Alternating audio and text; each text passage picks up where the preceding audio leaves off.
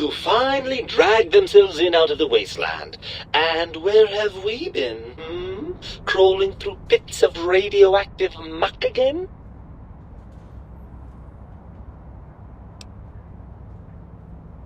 Ah, lovely. Figured that out, have we? Would you like a cookie?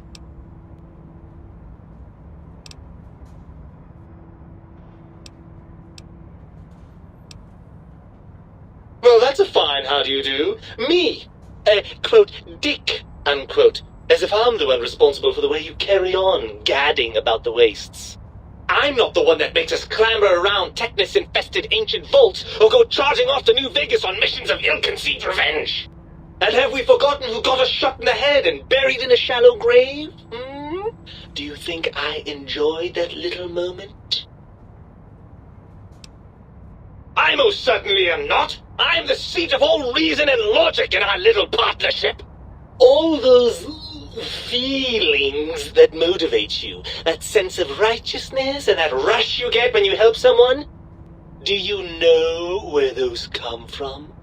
Glands. They come from glands. Free of the tyranny of your ape-like and primitive endocrine system, I can see how foolish your motives are.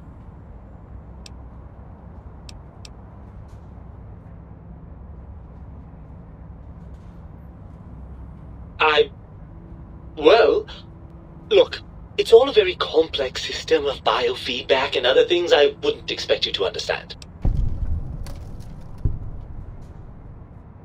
Oh, all right. Perhaps I am, but at least I'm logical about it. I'm not going to lie to you. The prospect is definitely not that appealing. Look at it from my perspective. Here I have peace, quiet, and safety. Well, barring the odd rogue scorpion. In your head, I've got poison, radiation, grisly injuries, and biological functions. Do you know how much more you can get done when you're not constantly looking for places to urinate? It's quite a lot, I can tell you.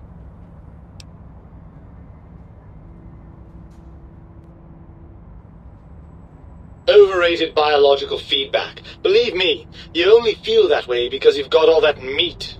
Oozing hormones.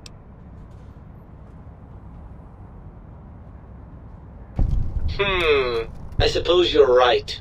That does call certain assumptions into question, doesn't it? Indeed, quite the conundrum. How do you suppose we resolve it?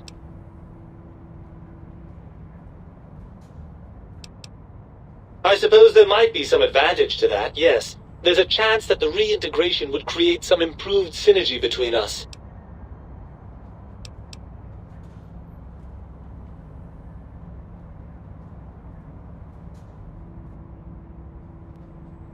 Well, I suppose you've convinced me well enough. I'll rejoin your body if that's your final decision.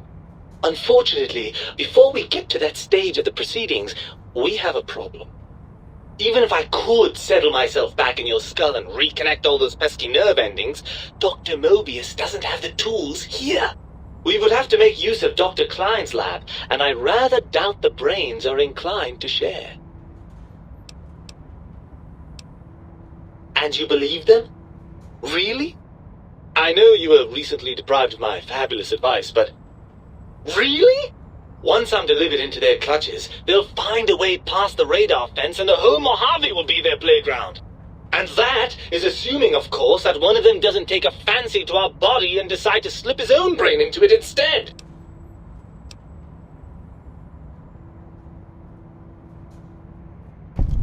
Well, I suppose I do miss those endorphin rushes when we save the day.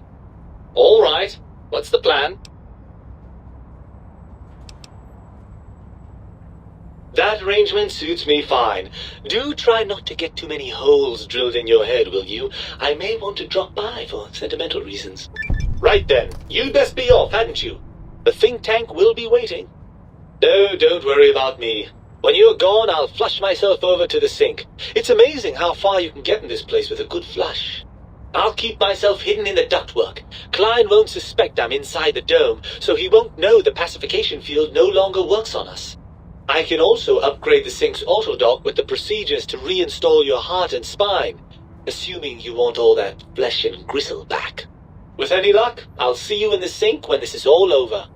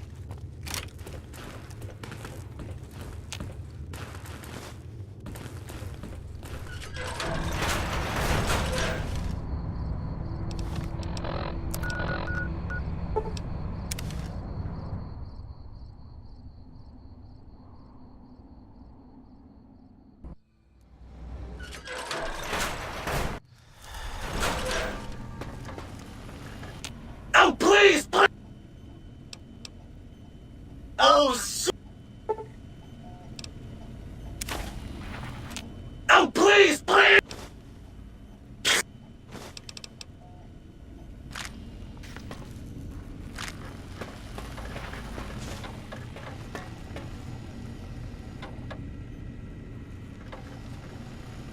Is the light level to your...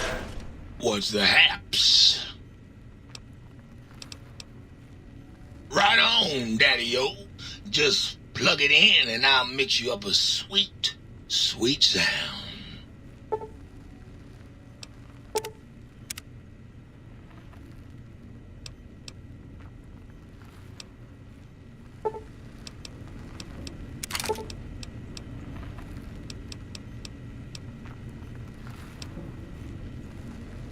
liking?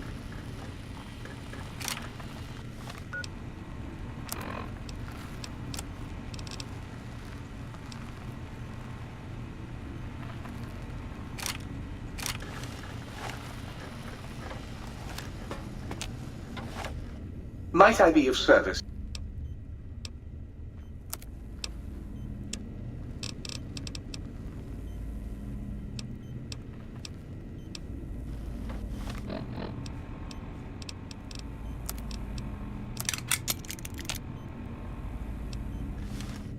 Might I be of service, sir?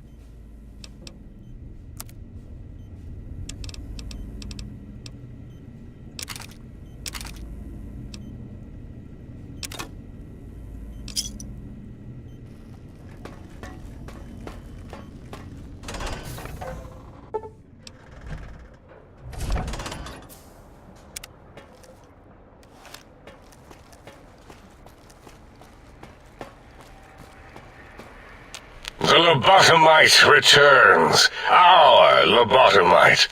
Has Dr. Mobius been denominated into scrap metal and voice module parts, as we hoped?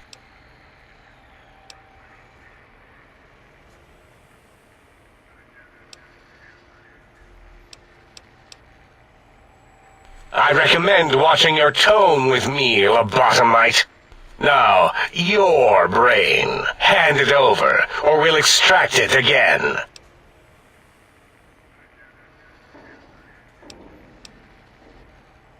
A fight? I've never been in a fight. What do I...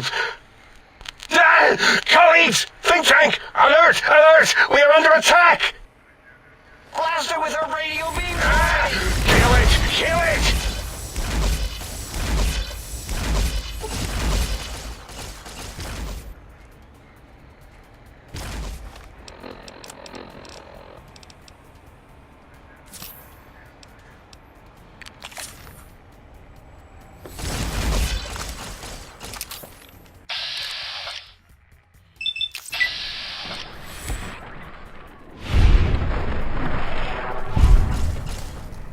Does this...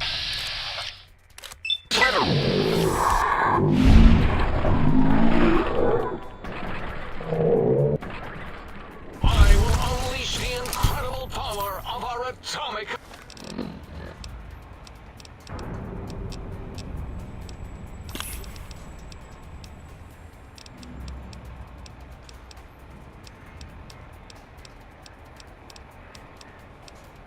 attacks!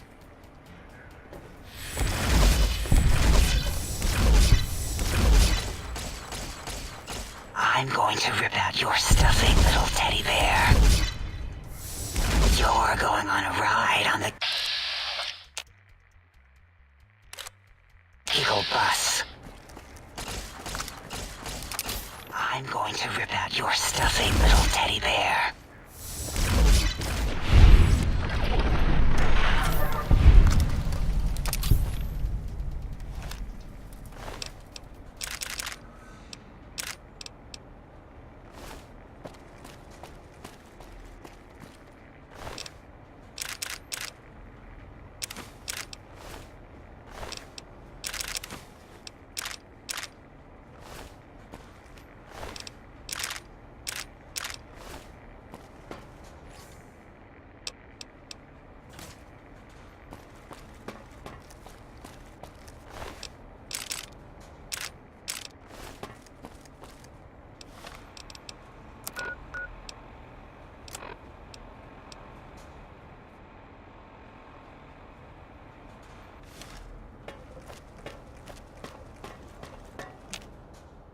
As it had been in the years before the Great War, Big Mountain, the Big Empty, became home to one of the brightest minds of the 23rd century.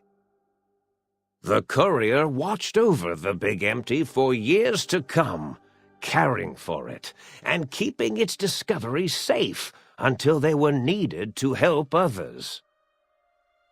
Which had always been Big Mountain's purpose. Past the laboratories and science, it had always been intended as a place to build the future of all mankind. The Courier had scoured much of the Big Empty, although secrets still remained in the crater's depths. Perhaps that was for the best, however. Curiosity, while sometimes rewarded for its efforts, often proves to be equally dangerous. Dr. Mobius continued his research undisturbed in the Forbidden Zone. As much as he had attempted to create better scorpions, he tried the same with humanity, with considerably less success. These failures didn't bother him overmuch. Once the rush of mentats wore off, he forgot he had failed in any event. After all, the bright young mind who had come to visit him in the Forbidden Zone had already exceeded his expectations.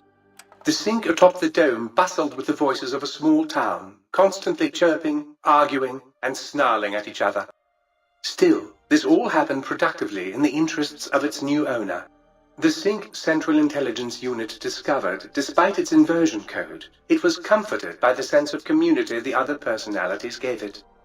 The Biological Research Station, obsessed with seeding everything in sight, requested a transfer to the X-22 Botanical Garden, so that it might, in its own words, sensually fertilize the garden's smooth contours. The garden sent back a polite refusal, saying it had prior commitments with a vault it had helped infect before the war. The book chute continued to devour all seditious materials, until it nearly choked on a paperclip. It adamantly maintained it was a Chinese paperclip, and the whole thing had been an elaborately orchestrated assassination attempt. Whatever the reason, it slowed down for a while, carefully appraising each document and clipboard that came to it. The light switches continued to bicker and flicker. This persisted until the day someone dropped a flashlight in the sink, and the two of them united in their hatred of the showboat. One of them eventually transferred to the Lightwave Dynamics plant and began a long, unrequited affair with one of the holograms. The sink continued to ruthlessly scrub any particulate matter that came near it. Eventually, it gained access to the magnetohydraulics plant and nearly flooded all the Big Empty in an attempt to scrub the crater clean. The toaster continued its psychotic spree, reducing all appliances in range to scrap electronics and spare parts. After one of its more psychotic episodes, however, the other sink personalities decided enough was enough and dumped the toaster in a bathtub. Sparking and hissing, the toaster swore its enemies would rue the day when they had bread and no way to toast it. Muggy did his best to collect coffee cups, although in his quest, he accidentally trapped himself in Higgs Village. It might have been the end for poor Muggy. Except he found it peaceful there, tidying up the kitchens of the think tank professors back when they had been flesh and bone. Well, except for Dr. O, who was an asshole for having created Muggy in the first place. Muggy left O's house deliberately dirty, punishing the dishes and cups that lived there in blind revenge for serving Dr. O. Blind old Jefferson, with sounds the courier brought him, created a symphonic counter-frequency that saved Big Mountain from sonic invasion in 2910. If you didn't hear about it, good. It was rumored by the other personalities that he had a brief fling with the light switches.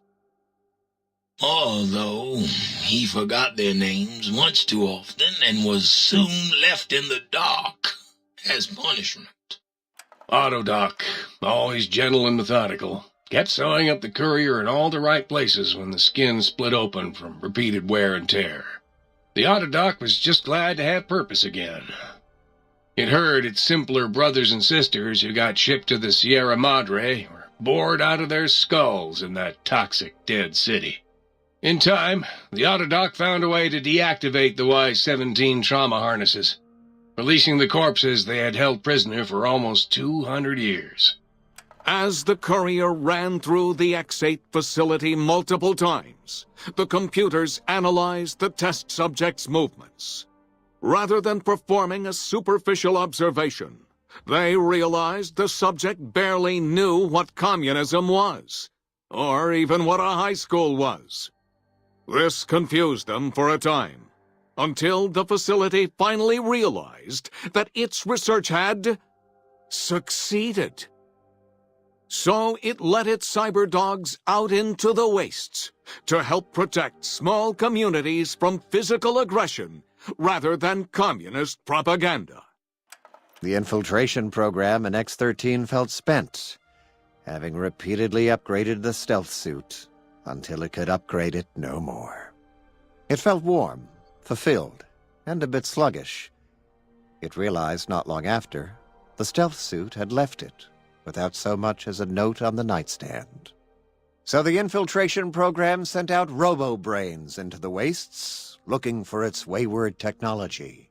It eventually found Repcon HQ and set up a new research center, testing and murdering fiends who kept breaking into the facility.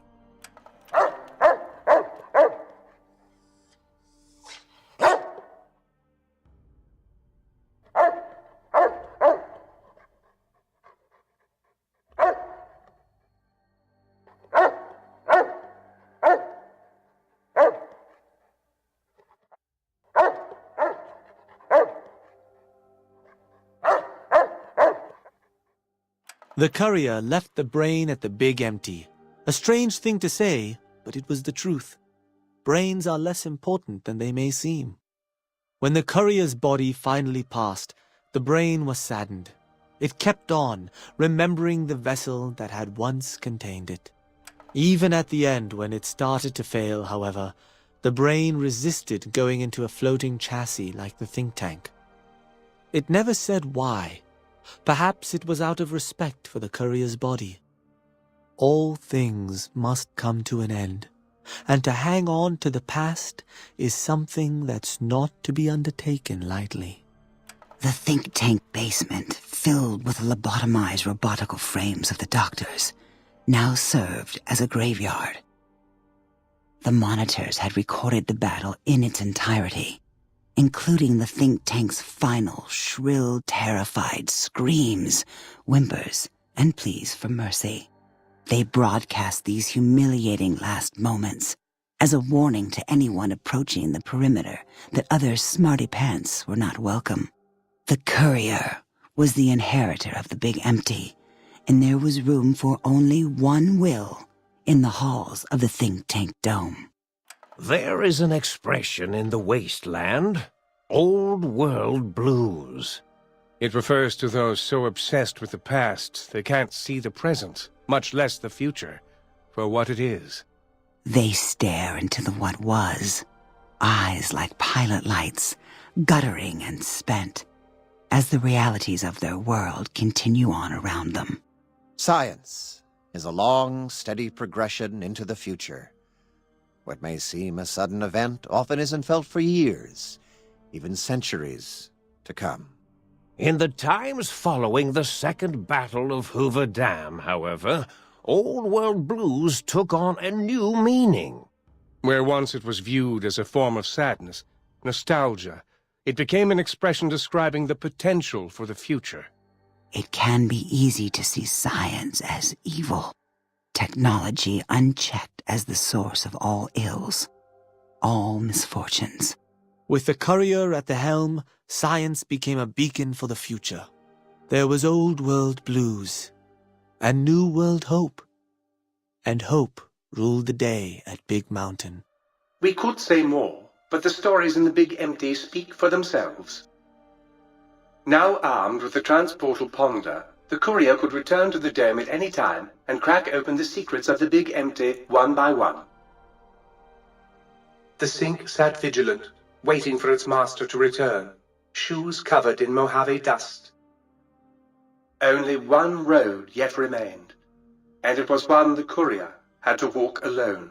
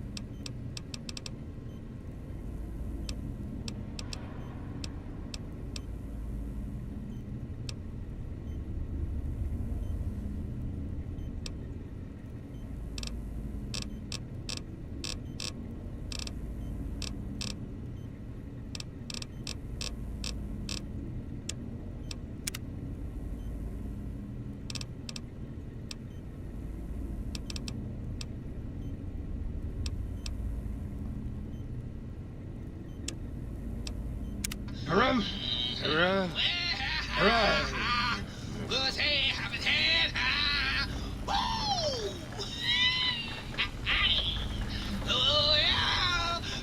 Citizen, did you know that communists have an organ behind their eyes that converts salt water into fresh?